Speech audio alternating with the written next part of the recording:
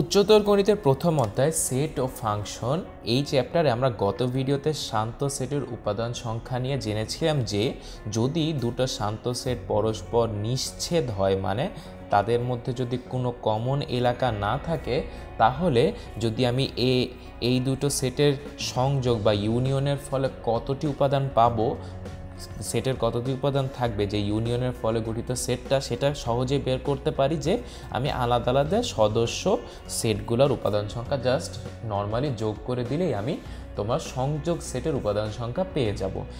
এই ভিডিওতে আমরা দেখব যে কিভাবে যদি দুটো সেটের মধ্যে ছেদ থাকে বা কমন উপাদান থাকে তখন সেই ক্ষেত্রে আমি কিভাবে তাদের ইউনিয়নের ফলে প্রাপ্ত সেটের উপাদান সংখ্যা বের করতে পারি। দেখো এখানে আমি একটা সেট দিয়েছি এর উপাদান হচ্ছে 1 2 4 7, আর একটা সেট দিয়েছি বি এর উপাদান হচ্ছে 1 3 4 5 6, এই কয়টি। আচ্ছা তাহলে বলো নাম্বার অফ মানে এর উপাদান সংখ্যা কত? 1 2 3 4, 4টি। শেষ।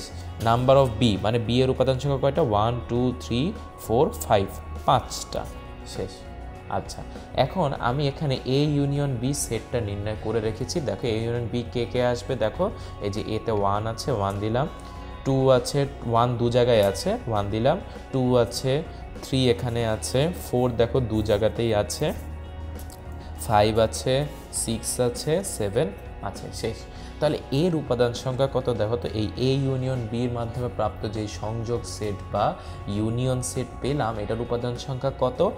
1 2 3 4 5 6 7, 7টা।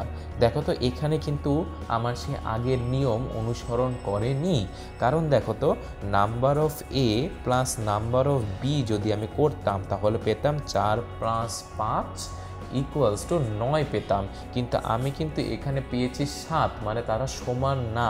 তাহলে কিভাবে এই যদি তোমার দুটো সেটের মধ্যে সাধারণ উপাদান বা ছেদ থাকে, এখানে ছেদ কি কি দেখো তো, উভয় ক্ষেত্রে 1 আছে, উভয় ক্ষেত্রেই 4 আছে।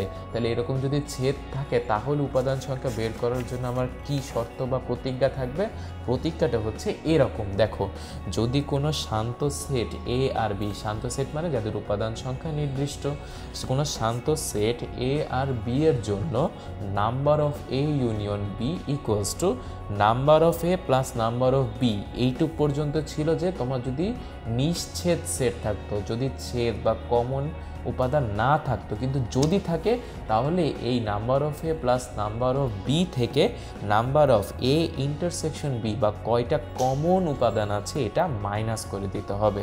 এটা যদি আমি এখন একটু ভেনচিত্র অঙ্কন করি, এই যে এখানে আমি আয়তক্ষেত্র দিয়ে আমি সার্বিক সেট ইউ আঁকলাম, এর মধ্যে একটা সেট এই যে এটা যেহেতু এ আর বি পরস্পর ছেদ করে বা কমন উপাদান আছে, এটা যদি এ সেট হয়, এটা যদি আমি ধরলাম বি সেট হয়, তাহলে আমার এই এ ইউনিয়ন বি, এই যে টোটাল লাল এলাকার মধ্যে আমার যে সেটটা থাকবে এই সেটের উপাদান সংখ্যা হবে দুটো যোগ করব, নাম্বার অফ এ যোগ করব নাম্বার অফ বি এর সাথে সাথে এই যে কমন এলাকা, এই যে আমার এইটুকু আমি যে কালো করা অংশটাকে যে কমন এলাকা, এই এলাকায় কয়টি উপাদান আছে এটা মাইনাস করে দেব। এটা কিভাবে আসে? আমি যদি এই আগের আমরা কিছুক্ষণ আগে যে উদাহরণটা করলাম এইটার দিকে খেয়াল করি, দেখো তো এখানে যদি আমি এ ইন্টারসেকশন বি নির্ণয় করি তাহলে কত হয়? তাদের মধ্যে কমন কে কে আছে বলো তো? 1 আর 4 না? তাহলে বলো তো number of A intersection B কে? Number of A intersection B হচ্ছে 2। তাহলে আমি এখন দেখো তো এই সূত্রে এখানে number of A union B আমরা পেয়েছিলাম 7টা, নাম্বার অফ এ পেয়েছিলাম আমরা 4টা, নাম্বার অফ বি পেয়েছিলাম 5টা, number of A intersection B পেয়েছিলাম 2টা। তাহলে কি হলো দেখো তো, 4 + 5 = 9 হয়। এখান থেকে যদি আমি 2 মাইনাস করে দিই তাহলে সেই 7ই আমরা পাবো। তাহলে এই সূত্র ঠিক আছে।